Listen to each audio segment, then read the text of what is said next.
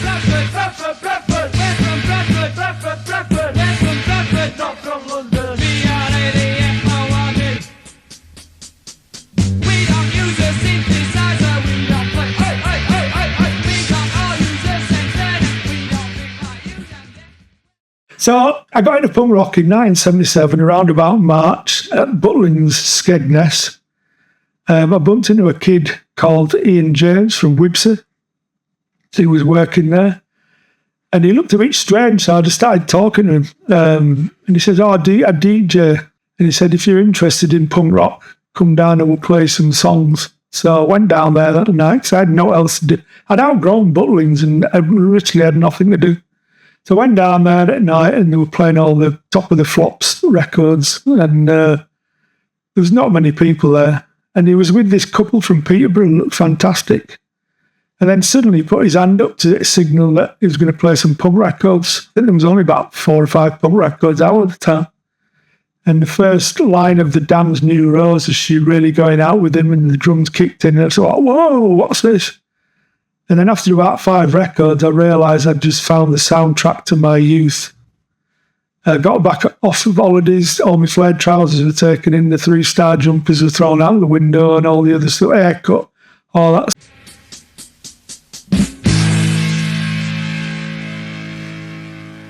Punk rock music sounded a little... punk rock music was very energetic. It was something you couldn't sort of sit still to it. When I was listening, I just had to move, you know. There was no sort of dance routine at the time, just roll about on the floor or whatever. You couldn't stand still and watch it. There was loads of energy. Even now, when I listen to it now, even though I'm physically not able to do it, it makes me want to jump around or go for a walk. Just do something. It's almost like putting a battery up your backside or something. Okay, now tell me what punk rock fashion looked like.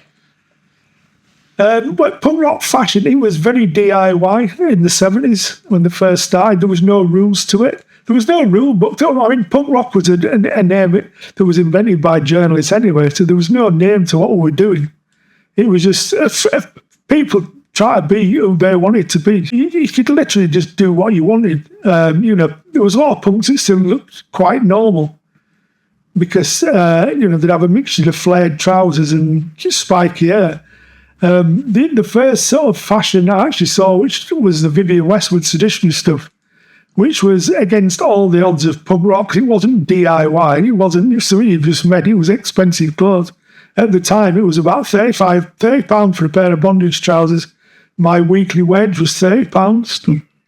Wrangler jeans were £2. T-shirts were about 50p. And then T-shirts at Seditioners were like £6.50. So it was really, really expensive. But once I wore those clothes, for whatever bizarre reason, I just felt ultra confident, you know. And that seems odd to feel like that just from wearing clothes. But even now, they're still the best clothes I've ever worn. I wish I'd never sold a lot of the stuff that I sold, because I've got I'd still wear it today if I could still buy it. Tell me about the philosophy of punk. The watchwords or the key words of punk rock was believe nothing, question everything and believe nothing unless proven factual. I must add though, not everybody was in the philosophical side of punk. A lot of people got into punk for different reasons. Some people just like the music, some people just like the politics of it. But, you know, all the people got in it for different things. I initially got in for the music. I loved the clothes.